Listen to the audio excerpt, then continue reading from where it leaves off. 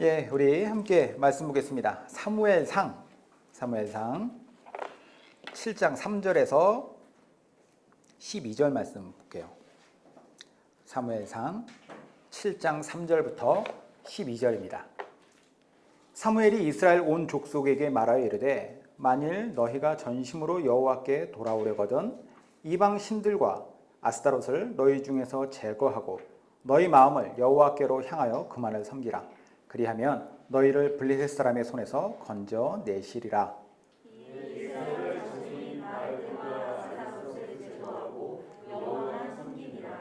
사무엘이 이르되 온 이스라엘은 미스바로 모이라. 내가 너희를 위하여 여호와께 기도하리라 하매 그들이 미스바에 모여 물을 길어 여호와 앞에 붓고 그날 종일 금식하고 거기에서 이르되 우리가 여호와께 범죄하였나이다 하리라.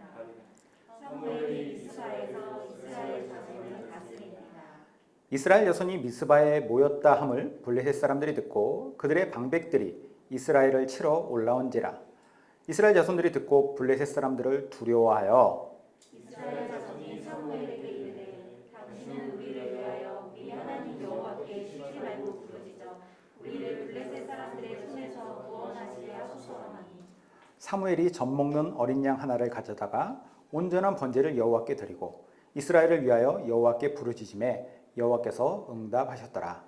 사무엘이 번제를 드릴 때에 블레셋 사람이 이스라엘과 싸우려고 가까이 오매 그날에 여호와께서 블레셋 사람에게 큰 우레를 벌하여 그들을 어지럽게 하시니 그들이 이스라엘 앞에 패한지라. 이스라엘 사람들이 미스바에서 나가서 블레셋 사람들을 추격하여 벳갈 아래에 이르기까지 쳤더라. 사무엘이 돌을 취하여 미스바와 센 사이에 세워 이르되 여호와께서 여기까지 우리를 도우셨다 하고 그 이름을 에베네셀이라 하니라. 아멘.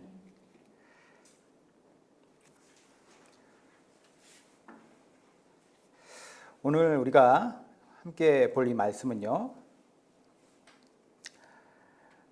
이스라엘 역사에서 매우 중요한 한 획을 긋는 사건 중에 하나인 사건을 가지고 하나님께서 기록해 하신 말씀입니다. 역사적으로 봤을 때 고대 이스라엘은요, 우리나라와 그 역사적으로 매우 많이 닮은 모습을 보여줘요. 우선 이스라엘이라고 하는 나라는 아주 자민족주의가 강한 나라죠. 단일민족으로서 오랜 세월 그 정체성을 잘 이어온 나라입니다. 우리나라도 한민족, 민족적 자긍심을 가지고 또 자민족주의가 상당히 강한 나라죠. 그리고 나라가 남과 북으로 나눠지는 분열의 역사를 겪기도 했었어요. 우리나라도 지금 남과 북으로 나라가 이렇게 나눠져 있죠. 그리고 또 중요한 큰 특징 중에 하나가 오랜 세월 동안 수많은 외세의 침략을 받았다라고 하는 그런 특징을 갖고 있습니다. 특히 이스라엘 주변으로는요, 여러 나라들이 맞닿아 있어요.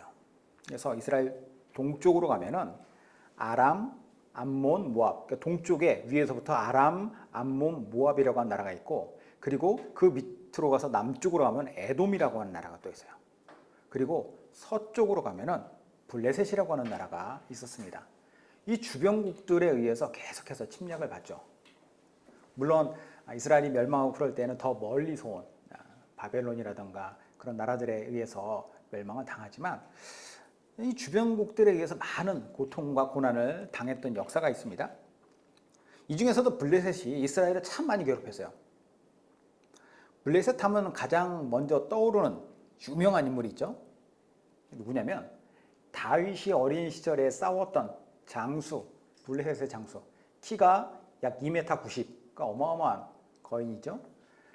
그 거인을 다윗이 물맷돌 한 방으로 죽였다라고 하는 사건이 있었어요. 다윗과 골리앗이 블레셋 사람이었어요. 뿐만 아니라 다윗 시대 이전 시대에도 블레셋이 이스라엘을 많이 괴롭혔는데, 특별히 인류 역사상 가장 힘이 셌었다라고 상징되는 사람, 기억되는 사람, 삼손이죠. 삼손도 블레셋과 싸웠던 사사였어요. 이처럼 블레셋은 이스라엘의 서쪽에 맞붙어 있으면서 이스라엘을 많이 괴롭혔던 나라였는데, 사실 그 당시, 이 당시만 해도 블레셋이 그렇게 큰 나라가 아니었음에도 불구하고 매우 맹위를 떨쳤습니다. 그래서 유럽 사람들의 관점에서 이스라엘이 있는 이 지역을 뭐라고 불렀냐면, 지금도 남아있는 명칭이죠. 팔레스타인이라고 불렀어요. 팔레스타인. 팔레스타인이 뭐냐면 블레셋 사람들이 사는 땅. 그래서 팔레스타인이에요. 그러니까 블레셋이라고 하는 나라가 얼마나 큰 영향력을 끼치고 있었는가 우리는 알 수가 있죠. 자, 오늘 말씀을 시작하면서 이렇게 블레셋에 관한 설명을 시작하는 이유가 있는데요. 오늘 이 말씀에도 이 질긴 이스라엘과의 악연을 가진 블레셋이 등장하기 때문입니다. 오늘 본문의 주된 사건, 블레셋의 침략이에요. 이스라엘을 침략한다. 그런데 오늘 본문이 있기 전에, 블레셋이 침략하기 이전 20년 전에도 블레셋이 이스라엘을 침략했었어요. 똑같은 장소에 똑같이 블레셋이 쳐들어왔는데, 당시 두 번의 전쟁이, 큰 전쟁이 있었습니다. 1차 전쟁으로 이스라엘이 패하는데 4,000명이 군사가 죽어요. 2차 전쟁으로 이스라엘이 다시 정비해가지고 이번에는 이제 하나님의 언약궤라든가 뭐 여러 가지 수단을 다 해가지고 블레셋과 싸웠는데 이번에는 3만 명이 죽습니다. 그러니까 대패를 한 거예요. 1차, 2차 전쟁, 그리고 거기에서 대패를 했을 뿐만 아니라 결국 두 번째 전쟁에 의해서는 언약궤도 빼앗기게 되고, 그리고 이스라엘을 다스리는 지도자 엘리라고 하는 대제사장이 있었는데 그 엘리라고 하는 사람도 죽었어요. 그러니까 이스라엘은 지금 지도자도 공석인 상태. 그러니까 이스라엘은 너무나도 엉망진창이 되어버린 것이죠. 그나마 다행인 것은 블레셋에 의해서 멸망까지 당하지 않았어요. 그런데 이스라엘의 상황이라고 하는 것이 참, 백성들의 삶은 피폐해지고 나라의 기강은 무너져 있고 뭐 여러 가지 어려운 그런 상황이었던 것이죠. 그리고 그렇게 20년의 시간이 흐릅니다. 20년의 시간이 흘러요. 잠시 블레셋과 이스라엘은 휴전 상태였었고, 이 시기에 이스라엘 안에서는 아주 뛰어난 인물이 하나 자라고 있었어요. 20년 동안. 그게 누구냐? 사무엘이라고 하는 사람이에요. 사무엘. 그 앞선 전쟁의 시기에는 사무엘이 10대 초반이었는데 이제 이 본문에 나오는 이 시점에 사무엘은 30대 초반의 청년이 되었습니다. 20년 전 엘리 제사장의 죽음으로 말미암아서 공석이 되었던 이스라엘의 지도자의 자리에 사무엘이 오르게 돼요. 사무엘이라고 하는 인물이 얼마나 이스라엘 그 역사에서 중요한 인물이냐면, 이스라엘이 이전까지는 왕이 없었던 나라였는데 왕정 시대가 딱 시작하는 시점이 첫 번째 왕인 사울 왕이라고 하는 사람이 세워짐으로써 시작이 돼요. 사울. 그리고 두 번째 왕이 누구냐면 다윗이에요. 그래서 사울 왕에게도 하나님의 명령에 의해서 사울 왕의 머리에 기름 부어가지고 그를 왕으로 세운 사람이 사무엘이고, 다윗의 머리에 기름을 부어서도 그를 왕으로 세운 사람이 사무엘이에요. 이제 사무엘이 나이가 더 많이 들어서죠. 그 이전에 이제 사무엘이 오늘 본문에 본격적으로 그의 역량을 발휘하기 시작하는, 그러니까 그 전에는 어렸기 때문에 그 어린 시절의 일은 있지만 그 청년기에 어떻게 자랐는지에 대해서는 잘 몰라요. 하지만 여기에서 딱 이스라엘 지도자로서 등장해서 그의 역량을 발휘하는 것이 오늘 본문입니다. 사무엘이라고 하는 인물은 이스라엘 역사에서 매우 중요한 획을 긋는 역할들을 했죠. 이처럼 이 이스라엘의 중요한 전환의 시기, 이 시기에 지도자가 되는 사무엘, 그는 뭘 먼저 했는가? 이게 오늘 본문 말씀에서 이야기하고 있는 것입니다. 그리고 그 시기에 맞물려서 블레셋이라고 하는 이스라엘의 원수 국가가 쳐들어왔다라는 것이요. 저는 이스라엘이라고 하는 이 나라, 이 공동체가 새롭게 도약할 수 있는 계기가 된 사건이 오늘 본문의 사건이라고 생각해요. 이 일로 말미암아서 이스라엘은 혼란과 절망과 두려움과 이런 어떤 복잡했던 그들의 약점이 되었고 그들을 힘들게 했었던 삶을 청산하고 이제 새롭게 도약을 하는 거죠. 새로운 도약의 모멘텀이 되는 것이 바로 오늘 본문의 사건이라는 거예요. 저는 오늘 우리 함께하는 교회가 첫 번째 수련회를 우리가 왔잖아요. 우리 첫 번째 수련회는 앞으로도 계속해서 기억될 것이라고 생각해요. 10년, 20년, 30년이 지나도 우리가 그때 첫 번째 수련회 15명이 같이 모여가지고 같이 수련했지. 이게 계속해서 기억될 것이라고 생각을 하는데, 이것이 기억될 것이다라고 했을 때에 이때 우리가 어떤 말씀을 나눴으면 좋을까? 라는 생각을 했습니다. 그리고 생각났던 단어가 하나 있는데 이게 에베네셀이에요. 에베네셀. 오늘 본문에서 나오는 에베네셀. 에베네셀이라고 하는 것을 통하여서 하나님이 어떻게 일하시는가를 이스라엘 백성들이 보게 되는데, 그들이 했던 어떤 방식, 일의 방식들, 그리고 그들의 경험들을 보면서 앞으로 우리는 어떤 공동체로서 나아가야 될 것이며 어느 순간에 우리는 이 시점을 어떻게 기억할 것인가, 여기에 대해서 오늘 말씀을 통해서 깨닫게 하시는 것이 있었으면 한다는 것이죠. 자, 그러면 사무엘과 그리고 이스라엘 공동체는 어떠한 일을 했는가? 오늘 본문에 보면 어떤 중요한 일이 나오는데요. 그 중요한 일을 세 가지로 볼 수 있어요. 첫 번째, 하나님 앞에서 포기해야 될 것들을 그들은 포기해요. 하나님께 뭘 포기해야 될 것인가? 우리가 문제가 무엇인가를 발견하고, 두 번째, 하나님 앞에 겸비해요. 겸비하고 하나님께 나아가고, 세 번째, 하나님의 위대한 역사를 보는 것이죠. 이 세 가지 일, 이게 오늘 이스라엘 백성들이 경험했던 것이고 우리에게, 우리의 어떤 공동체에도, 그리고 앞으로 우리의 삶에도 이러한 역사가 일어나야 된다라는 거죠. 자, 첫 번째, 하나님 앞에서 그들은 포기해야 될 것을 포기했다. 3절과 4절 한번 볼까요? 3절, 4절 보면은 볼게요. 사무엘이 이스라엘 온 족속에게 말하여 이르되 만일 너희가 전심으로 여호와께 돌아오려거든 이방 신들과 아스타롯을 너희 중에서 제거하고 너희 마음을 여호와께로 향하여 그만을 섬기라. 그리하면 너희를 블레셋 사람의 손에서 건져내시리라. 이에 이스라엘 자손이 바알들과 아스타롯을 제거하고 여호와만 섬기니라. 자, 그 당시의 이스라엘 상황에 대해서 본문에 나와요. 이스라엘은 그 이름 자체가 뭐냐면, 이스라엘이라고 하는 이름의 뜻은 뭐냐면 하나님을 이긴 자라고 하는 것인데, 하나님을 실제로 이겼다라는 것이 아니라 하나님께서 이기게 하신다는 거예요. 함께면서. 하나님이 이길 수 있는 사람 없잖아요. 원래 야곱이라고 하는 사람이 형의 뒤꿈치를 잡으면서 쌍둥이 형보다 앞서려고 했었던 그 야곱, 권모실수 야곱인데, 이 야곱이 하나님 앞에서 새롭게 얻은 이름이 이스라엘이라고 하는 이름이었어요. 이제까지는 네가 네 마음대로, 네 뜻대로, 네 생각대로 살아오면서 이기려고 했지만 이제는 나와 함께 있을 때 내가 이기게 할 거야. 그 이름을 주셨어요, 이스라엘. 그래서 야곱이 이스라엘로 바뀝니다, 이름이. 그리고 이스라엘은 이제 그 이후로 이스라엘 백성들의 대명사가 돼요. 그들을 뜻하는 말이 되죠. 이게 뭐냐? 하나님께서 이 민족과 함께 하실 것이고 하나님께서 승리하는 삶을 살게 하실 것이고 나아가서 그 민족을 구원하시겠다라는 거예요. 그래서 이스라엘이라고 하는 이름이 어마어마한 그런 의미, 가치를 갖고 있는 것인데 엄청난 축복의 의미가 담긴 것이죠. 물론 이제 지금은 이 이스라엘이 그냥 민족적인 정체성, 혈통의 이스라엘이 아니라 영적으로 하나님께서 우리를 이스라엘 백성으로 삼으셨다. 그러니까 우리가 뭐 태극기 집회나 이런 거에서 이스라엘 국기 흔들 필요가 없는 거예요. 그거는 이미 구약 2000년 그 이전의 일이고 이제는 신약 시대는 그 모든 개념 자체가 다 깨진 것이에요.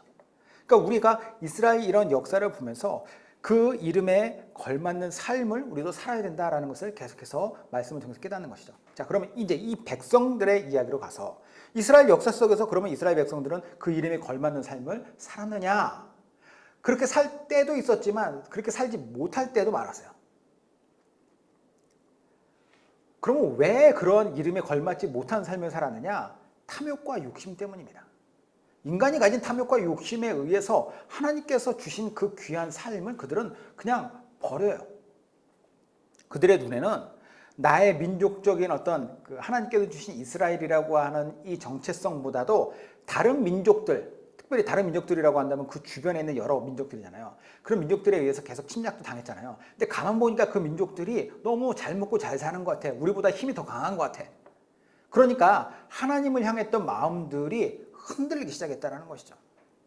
더 풍요롭고 더 자유롭고 더 행복해 보이는 그들의 삶을 동경하며 따라갑니다. 그랬을 때 그들은 자기 정체성을 저버리는 거예요.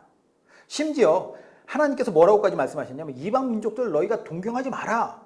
그들이 지금 잘 먹고 잘 사는 거, 행복해 보이는 거 그게 다가 아니다. 근데 그들은 그게 다인 것처럼 따라갔다는 거예요. 그래서 그렇게 따라갔던 증거가 뭐냐? 오늘 본문에 나왔어요. 이방 신들인 바알과 아스타롯이라고 하는 것이에요. 바알과 아스타롯은 그 근동에서 아주 유명한 신중의 신이고 그리고 여신인데, 바알 신은요 풍요의 신이에요. 날씨를 주관하는. 그러니까 농경시대 그 당시에 가장 힘 있는 신이고 가장 가치 있는 신은 뭐냐? 날씨를 주관할 수 있고 어떤 강한 전쟁의 신, 이런 개념을 갖고 있는 신인데 이 바알이 바로 그런 신이었다는 거죠. 그 신을 섬겼어요. 두 번째, 아스타롯은 뭐냐? 여신이에요. 여신. 여신은 주로 무엇과 관련되어 있냐면 나라의 사람들을 낳고 그리고 특별히 성적인 범죄와 연결이 됩니다. 쾌락과 연결이 돼요. 여신은. 그래서 이 바알과 아스타롯을 섬겼다라고 하는 것은 내가 더 잘 먹고 잘 살기 원한다라고 하는 거. 그리고 내가 더 삶을 즐기기 원한다라고 하는 인간의 욕망이 투영된 겁니다. 이스라엘 백성들이요, 우상 숭배하는 거 우리가 이제 생각할 때 이스라엘 사람들이 왜 우상 숭배를 하지? 왜 우상 숭배하지 말라고 하나님 그랬는데도 쟤네들은 왜 맨날 우상 숭배하는 거야? 라고 했을 때 그 우상 숭배의 의미를 분명히 알아야 된다는 거죠. 우상 숭배는 단순히 우상한테 가서 절하는 게 아니라 그 우상이 가지고 있는 힘을 내가 빌어서 그것으로 말미암아서 내가 더 잘 먹고 잘 살고 더 즐겁고 행복하기 원한다라고 하는 인간의 욕망이 투영된 거예요. 그래서 우리가 하나님과의 관계, 지금도 우상 숭배를 많은 사람들이 하고 있는데 그 사람들이 우상 숭배하는 방식을 한번 생각해 보세요. 우리는 하나님과의 관계의 그 인격적인 관계성을 중요시하는데 그런데 우상 숭배하는 사람들은 그 우상과의 인격적인 관계성이 문제가 아니에요. 그게 아니라 그 우상한테 내가 더 잘 보여서 그 우상에 의해서 내가 더 덕을 보는 거, 해를 막아주고 내가 더 잘 되는 거, 여기에 목적을 줍니다. 그러다 보니까 평소 때는 내 삶을 살다가 필요할 때는 가가지고 찾고, 물론 잘못된 기독교 신앙에서도 기복주의적인 신앙은 그렇게 될 수도 있죠. 하나님과의 관계성이 중요한 건데 이 관계성이 아니라 내 필요를 위해서 하나님을 이용한다? 그건 잘못됐다는 거죠. 그러니까 정말 중요한 것은 하나님 앞에서 올바른 방식으로 하나님의 뜻을 쫓아가야 된다는 거예요. 그래서 이처럼 인간의 욕망에 투영된 바알과 아스타롯을 섬겼던, 즉 그러한 삶을 동경했던 그들이 자, 어떻게 나왔다라는 거예요. 하나님 앞에 나와서 그것을 버렸다라는 거예요. 버렸다. 이스라엘 백성들은 자기 삶의 주인이 하나님이시라는 것을 끊임없이 그 말씀을 통해서 조상들의 역사를 통해서 계속 듣고 보았지만 그럼에도 불구하고 자기의 자유를 위해서, 나의 즐거움을 위해서, 나의 쾌락을 위해서 그것을 쫓아갔어요. 하나님을 포기하고. 자유라고 하는 개념에 대해서 잠깐 한번 봤으면 좋겠는데 우린 자유롭고 싶죠. 이스라엘 백성들도 자유롭고 싶어 했어요. 그런데 자유라고 하는 것이 가지고 있는 큰 문제점이 있습니다. 이게 뭐냐? 인간이 죄인이라고 하는 거예요. 만약에 우리가 죄가 없다면 죄가 없는 상태에서의 자유를 누리라라고 한다면 그 자유는 올바른 온당한 자유가 될 수 있는데 일단 죄가 있는 상태에서의 자유라고 한다면 결국 그 자유는 방종이라고 하는 것으로 나아가요. 끝없이 죄악된 것으로 갈 수밖에 없다는 것이죠. 예를 들어서 당신한테 모든 책임을 면할 수 있는 면죄부를 줄 테니까 자유롭게 사십시오라고 하면 어느 누가 그 자유를 가지고 다른 사람들을 섬기고 다른 사람들 위해서 희생하고 막 그렇게 그런 삶을 사는데 자유를 사용하겠습니까? 나 좋은 곳. 처음에는 뭐 남한테 피해를 어느 정도 주지 않으려고 노력은 하겠지만 이제는 책임이 없어지면은 책임의 어떤 한계가 없으면은 이제 남의 것들을 침해하게 돼요. 그게 인간이라는 거죠. 자, 블레셋이 쳐들어왔을 때 그들은 이 문제를 사무엘이 지적하는 것을 들어요. 아까 블레셋이라고 하는 나라가 이스라엘에게 있어서 아주 오랜 시간 동안 이스라엘을 괴롭혔던 나라라고 했잖아요. 대표적인 나라. 어떻게 보면 이스라엘에게 있어서 큰 가시 같은 나라인데 이 이스라엘 입장에서는 블레셋이 참 나쁜 나라죠. 그런데 오늘 본문을 보면 이런 생각이 들어요. 정말 나쁘기만 할까라는. 왜냐하면 이스라엘이 어떻게 보면 블레셋의 침공과 침략으로 말미암은 실패가 아니었다면 그들의 삶이 문제가 있다라는 문제의식을 깨닫지 못했을 거예요. 그냥 관성대로 살아가는 거죠. 우상숭배의 삶을, 그 개념을 가지고 살아가는 것을 멈추지 않았을 거예요. 그런데 블레셋이라고 하는 문제가 빵 터지니까 이스라엘 백성들이 하나님께로 나왔다라는 거. 20년 전에 블레셋이 그들에게 삶에 들어와서 피해를 입히고 그 삶을 휘저어 놓았을 때 오늘 20년 뒤에 사무엘이 등장해서 이제는 이전에 그들이 가지고 있었던 바알과 아스타롯의 달콤한 꿈에서 깨어날 수 있는 거죠. 삶에서 큰 문제를 겪었을 때, 결핍을 경험했을 때 그것을 우리는 그냥 나쁜 것이라고만 보지 않았으면 해요. 나쁜 것이긴 하죠. 왜냐하면 그 문제는 해결해야 될 문제니까. 하지만 해결함에 있어서 내가 그것을 다른 각도로도 봐야 돼요. 내가 이 일을 통해서 무엇을 깨달을 수 있는가? 이것이 나에게 어떠한 일들을 할 수 있는가를 봐야겠다는 거죠. 그러므로 여러분들에게 어떤 어려움이 찾아오면 무조건 그 어려움만 탓하지 마시고 해결에 앞서서 그 문제를 잘 의미를 생각해 보시기 바라요. 자, 이스라엘 백성들이 사무엘을 중심으로 오늘 자신들을 돌아봅니다. 그리고 포기해야 될 것들 사무엘이 지적하니까 그것을 그렇습니다. 우리 내려놓겠습니다. 내려놔요. 그리고 두 번째 일로 넘어갑니다. 자, 두 번째 일은 뭐냐? 같이 한번 읽어보겠습니다. 5절, 6절인데요. 5절과 6절. 자, 같이 한번 읽을까요? 시작. 사무엘이 이르되 온 이스라엘은 미스바로 모이라. 내가 너희를 위하여 여호와께 기도하리라 하매 그들이 미스바에 모여 물을 길어 여호와 앞에 붓고 그날 종일 금식하고 거기에서 이르되 우리가 여호와께 범죄하였나이다 하니라. 사무엘이 미스바에서 이스라엘 자손을 다스리니라. 하나님 앞에 겸비했다라고 제가 말씀드렸는데요. 겸비한다. 무슨 뜻이냐면요. 사전적으로 스스로를 낮춘다. 자기를 복종시키는 자기 부인을 하였다라는 거예요. 하나님 앞에서 이스라엘 백성들이 잘못을 버리고 그분을 직면했을 때 나타나는 인간의 반응입니다. 하나님을 직면할 때 내가 어떤 존재인지를 깨달아요. 하나님 앞에 서면 내가 보이는 거예요. 하나님 앞에서 나 잘났다고 고개 빳빳이 들 수 있는 인간 없습니다. 창조주 앞에 아무리 똑똑하고 아무리 잘나고 아무리 힘이 있어도 도토리 키재기죠. 왜냐? 창조주와 피조물은 아주 비교할 수 없는 차이니까. 하나님 어떤 분이세요? 모든 만물과 인간까지 다 지으신 분이다 라고 하는 거예요. 심판할 수도 있고 구원할 수도 있는 그런 절대적인 힘을 갖고 있는 분인데 그분 앞에 인간이 어떻게 자기 스스로 완벽하다고 생각할 수 있어요? 겸손할 수밖에 없다는 거죠. 예레미야 보면은 9장 22절 24절에 제가 쉬운 성경으로 한번 읽어드릴게요. 예레미야.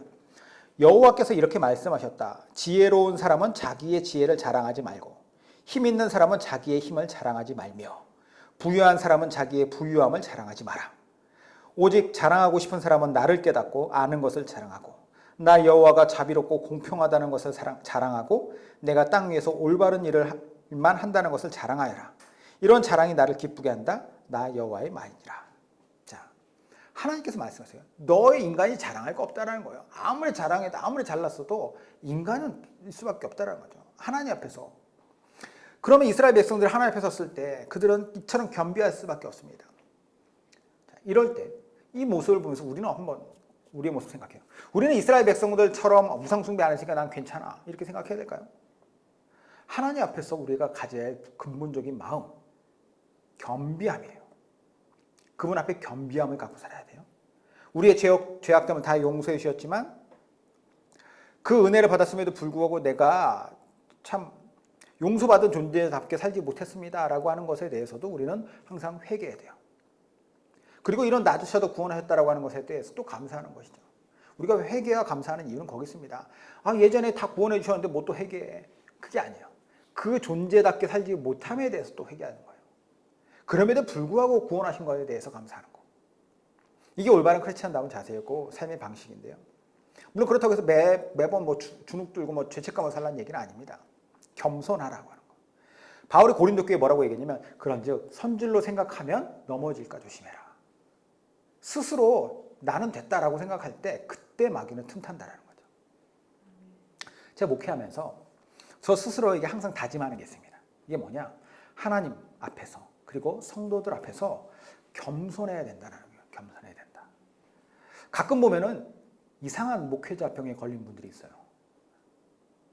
성도들이 우리 전도사님, 우리 목사님 하니까 지가 뭐가 된 것처럼 생각하는 그런 것처럼 말하고 행동한다는 거예요. 나도 모르게 선을 넘어가는 거예요. 제가 큰 교회 목사님들도 이제 종종 뵀었는데 진짜 겸손하고 진짜 너무 성품이 좋은 분들도 많아요. 그런데 반면에 어떤 분은 어깨에 너무 힘이 많이 들어가요. 대기업 회장님인 줄 알았어요, 처음에. 네. 옆에서 다른 분들이 다른 작은 교회 목사님들이 인사하면요. 보는 것 같지도 않아요. 딴 데 쳐다보고 있고. 재수가 없더라고요. 뭐 제가 이런 생각을 하는 것 자체도 어떻게 보면 교만한 걸 수도 있지만 뭐 꼴 보기 싫으면 어쩔 수 없죠. 이런 모습 볼 때마다 이런 마음으로 저를 돌아보게 되는 거예요. 혹시라도 내가 잘난 척하지는 않을까? 내가 아는 척하는 건 아닐까? 내가 뭔가 대단한 것처럼 구는 건 아닐까? 이런 마음. 여러분들 저와 앞으로 평생 동역하실 평생의 동역자들이시잖아요. 꼭 부탁드릴게요. 혹시라도 제가 이런 교만에 빠질 것 같으면 꼭 알려주시기 바라요. 저희 집사람도 지금 항상 얘기하고 있는 게 그겁니다. 제가 만약이라도 그런 꼴을 보인다면 자기가 먼저 교회로 옮기겠다고. 이거 다 얘기를 했어요. 네. 저희 집사람 안 보이면 아 그러고 살았구나 라는 거죠. 그러니까 우리가 정말로 스스로를 잘 돌아봐야 된다는 거. 이건 물론 저만 조심해야 될 문제는 아니라고 생각해요. 여러분들도 스스로를 계속 돌아보셔야 돼요. 하나님 앞에서 우리 겸손해야 되고 사람 앞에서도 겸손해야 돼요. 목사만 교만에 빠지는 게 아니더라고요. 성도님들 사이에서도 교만한 한두 사람의 교인들 때문에 상처받고 힘들어하는 성도들 정말 많이 봤습니다. 자기 자신을 낮추고 서로 격려하고 사랑해라. 이게 예수님의 가르침인데 그 가르침을 따라가는 우리가 오히려 어느 순간에 나는 당신보다 더 나은 존재야. 당신은 너무나도 저런 것들 못해 라고 생각하고 판단하고 정죄하는 모습을 보일 때가 참 많다라는 거예요. 그러면 안 된다라고 하는 것이죠. 라틴어로 코람데오라고 하는 말이에요. 코람데오. 하나님 앞에서. 그러니까 하나님 앞에서 내가 어떤 존재인가 나 자신을 직면하고 하나님 앞에서 끊임없이 겸손하고 그렇게 살아갈 때 그 사람들이 모인 공동체가 정말 건강하고 하나님 보시기에 기쁜 공동체가 되는 것입니다.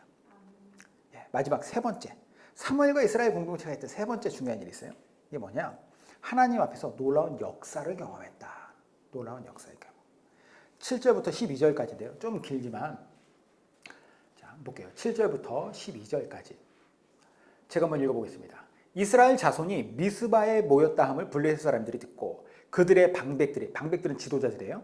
방백들이 이스라엘을 치러 올라온지라. 이스라엘 자손들이 듣고 블레셋 사람들을 두려워하여 이스라엘 자손이 사무엘에게 이르되 당신은 우리를 위하여 우리 하나님 여호와께 쉬지 말고 부르짖어 우리를 블레셋 사람들의 손에서 구원하시게 하소서하니 사무엘이 젖먹는 어린 양 하나를 가져다가 온전한 번제를 여호와께 드리고 이스라엘을 위하여 여호와께 부르짖음에 여호와께서 응답하셨더라.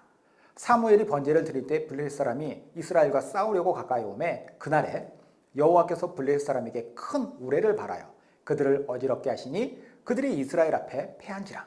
이스라엘 사람들이 미스바에서 나가서 블레셋 사람들을 추격하여 벳갈 아래에 이르기까지 쳤더라. 사무엘이 돌을 취하여 미스바와 센 사이에 세워 이르되 여호와께서 여기까지 우리를 도우셨다 하고 그 이름을 에베네셀이라 하니라. 자, 에베네셀이라고 하는 단어가 등장하죠. 이스라엘 백성들이 모두 한 자리에 모였어요. 거기서 하나님 앞에서 우리가 그 이전에 우상 숭배했던 바알과 아스타롯을 우리가 제거하겠습니다. 제하겠습니다. 포기하겠습니다. 이 삶을 우리가 이제 끊어내겠습니다. 그리고 어떻게 해요? 하나님 앞에 겸비했어요. 그리고 그 겸비함의 표현으로 그들이 종일 금식하면서 하나님 앞에 기도한 거예요. 그러면서 하나님의 말씀을 듣고 있었는데 블레셋 사람들이 소식을 들어요. 이스라엘 사람들이 저기 다 모여 있습니다. 이 순간 그들은 어떻게 하느냐? 이번에야말로 이스라엘을 한 번에 정복할 수 있는 절호의 기회다라는 거예요. 어떤 군사적인 모임으로 모여 있는 게 아니고 저 사람들은 지금 순수하게 하나님 만나고 예배드리기 위해서 있으니까 싸워서 저들을 못 이길 수 있겠냐는 거예요. 안 그래도 우리가 힘이 강한데. 그리고 그들이 모였던 미스바라고 하는 곳도 블레셋에서 그렇게 먼 곳은 아닙니다. 그러니까 블레셋 입장에서는 이번에 한 번에 그동안 우리가 호시탐탐 노리고 있던 이스라엘을 먹을 수 있겠구나라는 거죠. 그래서 블레셋 지도자들이 당장 이스라엘을 침공해야 된다. 블레셋이라고 하는 나라는 고대 그리스처럼 도시국가 연합이거든요. 5개의 도시국가가 연합된 국가예요. 그래서 블레셋 왕은 5명이 있죠. 성주처럼 이렇게 이런 사람들이 같이 모여가지고 지금 이제 이스라엘로 쳐들어오는 거예요. 이스라엘 백성들이 이걸 보죠. 어떻게 반응하느냐. 두려움 없고 의연하게 반응했는가? 아니라는 거예요. 두렵죠. 두려움에 휩싸입니다. 왜냐? 지금 물리적으로 공격해오는 저들의 모습을 보니까 싸울 준비가 안 돼 있으니까. 그래서 그들은 어떻게 하느냐? 사무엘 앞에 달려가요.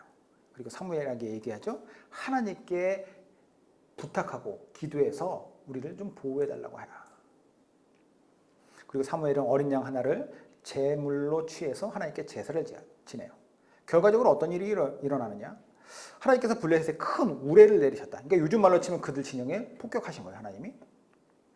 결국 블레셋이 혼비백산에서 도망을 가는데, 자, 오히려 공격당해 했던 이스라엘 사람들이 그들을 쫓아갑니다. 벳갈이라고 하는 곳까지. 벳갈 이제 블레셋 진영으로 깊이 들어가는 곳까지 추격해요.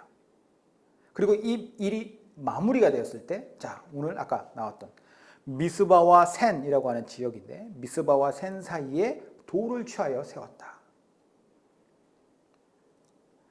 기념비를 세웠다는 거예요. 기념비. 그러니까 우리나라도 뭐 광개토 대왕비 이런 거 있잖아요. 어디에서 역사적으로 중요한 일을 경험했을 때 그것을 기념할 뿐만 아니라 후대에 남기려고 하는 거예요.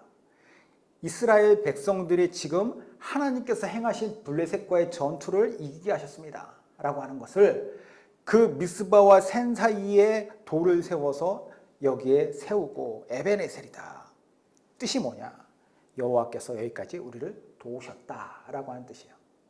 여호와께서 우리를 여기까지 도우셨다라고 하는 것으로서 다른 어떤 우상과도 비교할 수 없는 정말로 놀라운 능력으로, 놀라운 힘으로, 사랑으로 위기의 순간, 위기의 장소에서 우리를 건지셨다.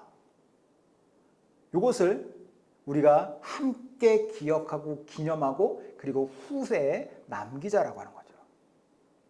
그럼 후대 사람들은 에베네셀의 하나님 하면 뭘 떠올리겠습니까? 아, 블레셋과의 전투.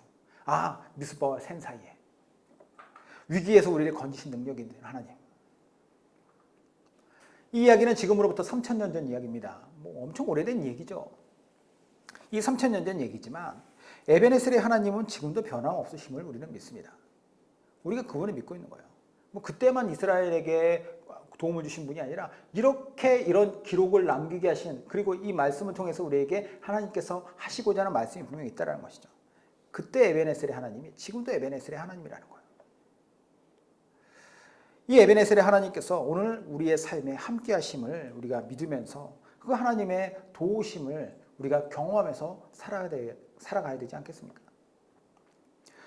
우리 함께하는 교회가 있는 곳, 거기가 바로 에베네셀의 하나님의 역사하시는 곳이고, 우리가 모이는 순간이 바로 하나님, 에베네셀의 하나님의 순간인 것이고, 그리고 우리 함께하는 교회 성도님들이 살아가는 그 삶의 현장이 에베네셀의 하나님이 계신 곳이고, 그리고 여러분들이 살아가는 모든 순간이 에베네셀의 하나님이 동행하시는 순간인 거죠.